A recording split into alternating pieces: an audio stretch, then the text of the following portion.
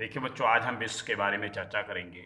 इस ग्लोब के बारे में चर्चा करेंगे। आपके सामने एक ग्लोब दिखाई दे रहा है। इस ग्लोब पर बहुत सारी रेखाएं कुछ ऐसे खींची हुई हैं, कुछ ऐसे खींची हुई हैं। तो इन रेखाओं को, जो क्षैतिज रेखाएं हैं, ऐसे खींची गई हैं। इन सभी रेखाओं को हम अक्षांश रेखा कहते हैं। और जो ये रेखाएं हैं, इस तरह से ऊपर से नीचे की ओर आई हैं, उन रेखाओं को हम देशांतर रेखा कहते हैं। बच्चों, बीच में डॉट डॉट करके एक रेखा खींची गई है, जिसे हम भूमध्य रेखा कहते हैं। भूमध्य रेखा। इसी का एक दूसरा नाम है विषुवत रेखा। इसको हम कौन सी रेखा कहेंगे? भूमध्य रेखा कहेंगे। भूमध्य रेखा के ऊपर और भूमध्य रेखा के नीचे दो भाग हो जाते हैं इस ग्लोब के।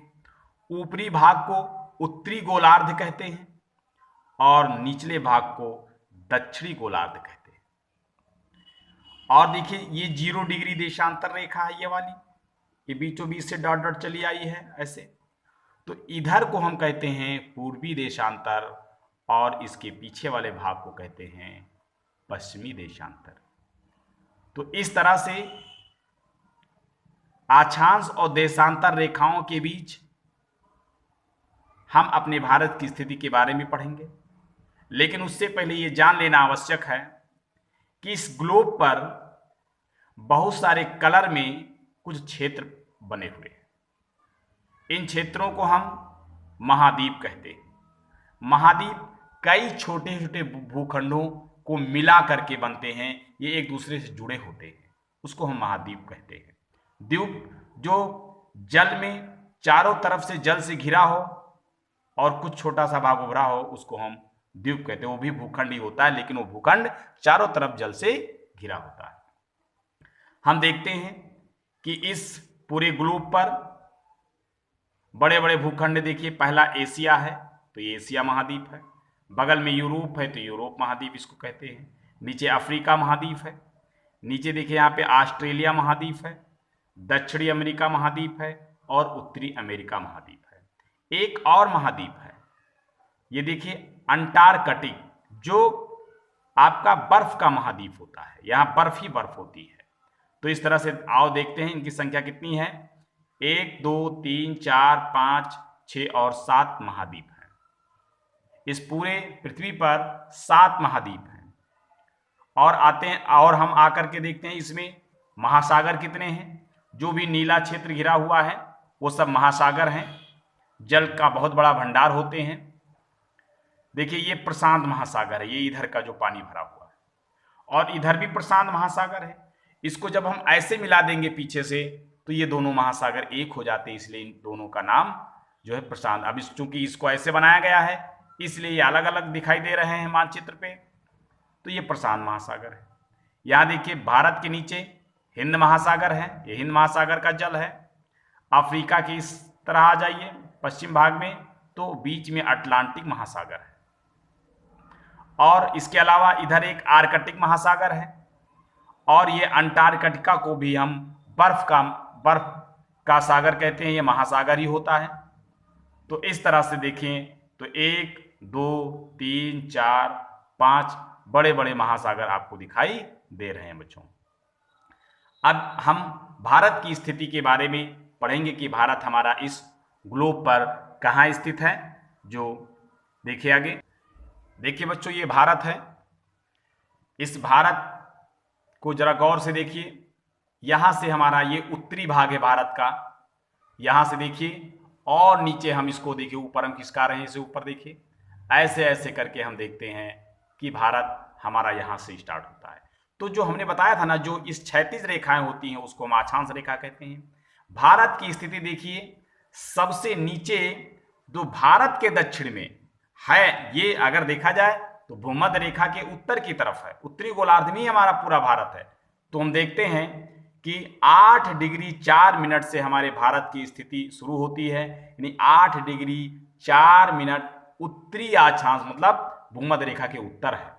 तो उत्तरी अक्षांश से हमारे भारत की स्थिति स्टार्ट होती है, और जब हम सीधे ऊपर चले जाते हैं और हम पहुंचते हैं जब 37 डिग्री 6 मिनट पर, यहाँ पे एक रेखा ऐसे जाती है ये जो आपका अक्षांश रेखा होती है 37 डिग्री 6 मिनट वाली, तो इससे लगा करके और यहाँ 8 निचले हिस्से में 8 डिग्री 4 मिनट तक हमारे भारत की अक्षांशीय विस्तार होती है, यानी 8 डिग्री 4 मिनट से 37 डिग्री 6 मिनट तक होता है। अब इसके बाद हम देखेंगे भारत का हमारा, देखिए जो ऐसी रेखाएं हैं उसको हम देशांतर रेखा कहते हैं बच्चों।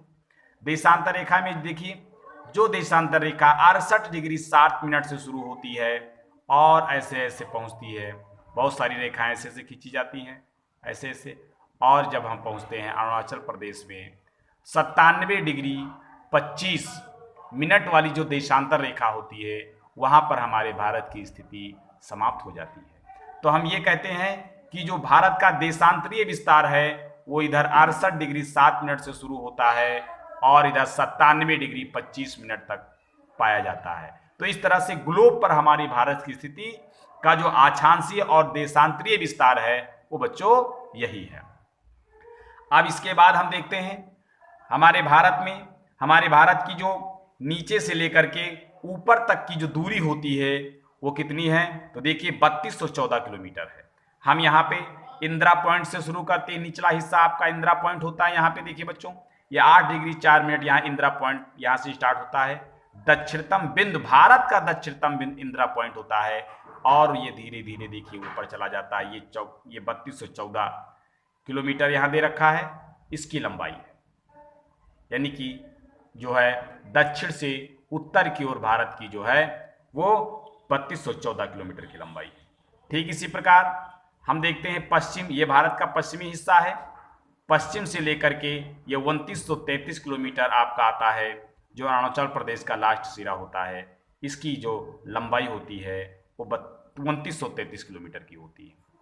अब बच्चों हम देखते हैं इस भारत के मैप में देखिए एक बीचों बीच से डॉट डॉट करती हुई रेखा खींची गई है।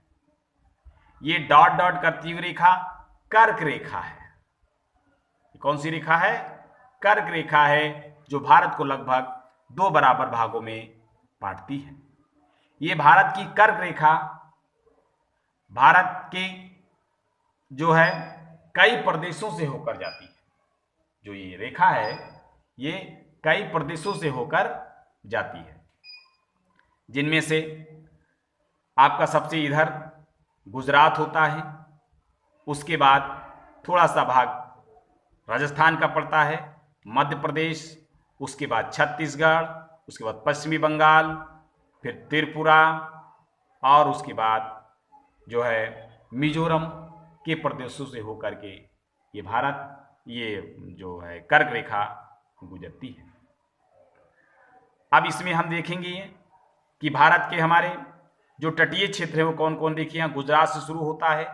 तटीय मतलब जो जल के किनारे हैं, ऐसे ऐसे इधर का जो ये नीले कलर का जो भाग है वो अरब सागर है, अरब सागर का जल है। इधर देखिए जो आपका पूर्व क्षेत्र में है, पूर्वी क्षेत्र में, भारत के पूर्वी हिस्से में वो बंगाल की खाड़ी है, यहाँ बंगाल की खाड़ी का जल भरा हुआ है। इसी में भारत के छोटे छोटे बंगाल की खाड़ी में कई द्वीप हैं, देख लीजिए अंडमान निकोबार द्वीप समूह, छोटे छोटे ये सब बिंद हैं। और इधर देखिए यहाँ पे लक्षद्वीप है, कुछ द्वीप हमारे इधर हैं, दादर नगर हवेली दमन द्वीप सब इधर ही पड़ता है। तो इस तरह से भारत की स्थिति इस मैप से स्पष्ट हो जाती है। और बच्चों भारत का जो क्षेत्रफल है वो 32,87,263 वर्ग किलोमीटर है। जो जैसे हमारे खेत का क्षेत्रफल होता है, ऐसे हमारे देश का क्षेत्रफल जो है 32,87,263 वर्ग किलोमीटर होता है।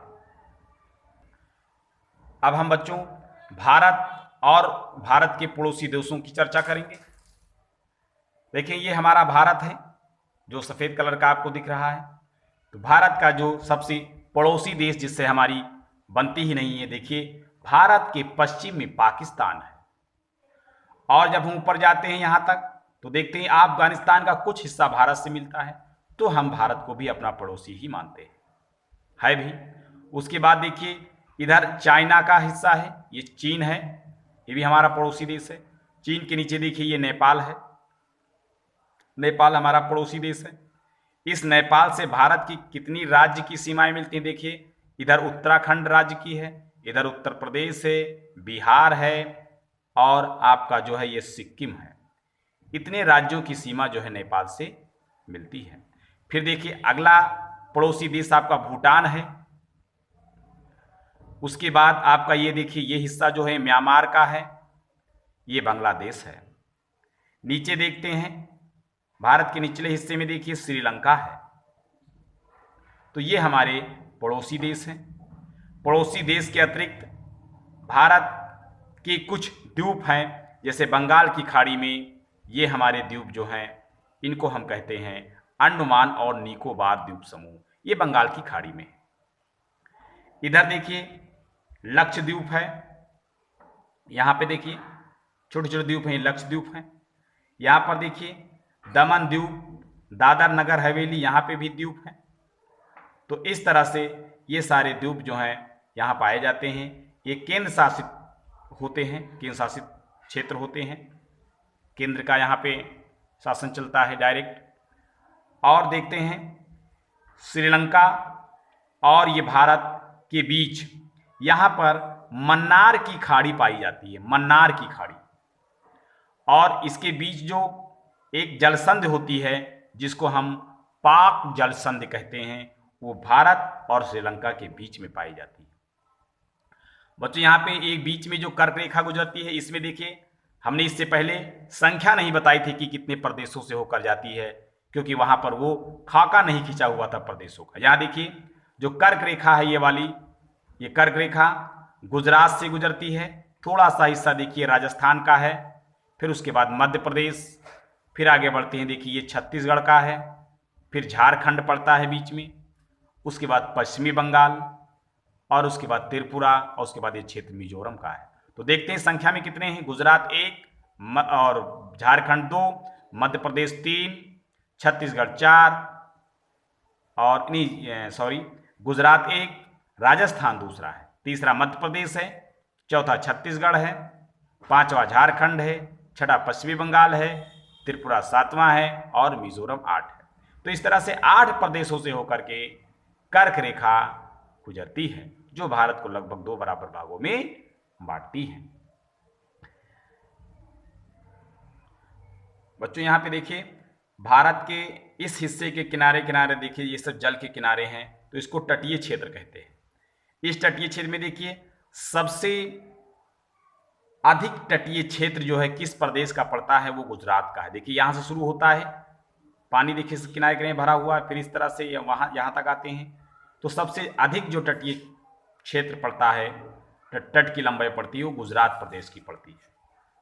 इसी तरह से अन्य प्रदेश भी हैं जो इसके किनारे हैं, जैसे महाराष्ट्र है, आपका कर्नाटक है, केरल है, तमिलनाडु है, आंध्र प्रदेश है, उड़ीसा है, पश्चिमी बंगाल है। ये सब तट के किनारे बसे हुए हैं, और इन तट के किनारे किनारे बहुत बड़े बड़े बंदरगाह जो हैं, कुछ अंतर्राष्ट्रीय हैं, कुछ राष्ट्रीय बंदरगाह हैं, जिससे हमारे देश से विदेशों से जो है आवागमन होता है, व्यापार होता है।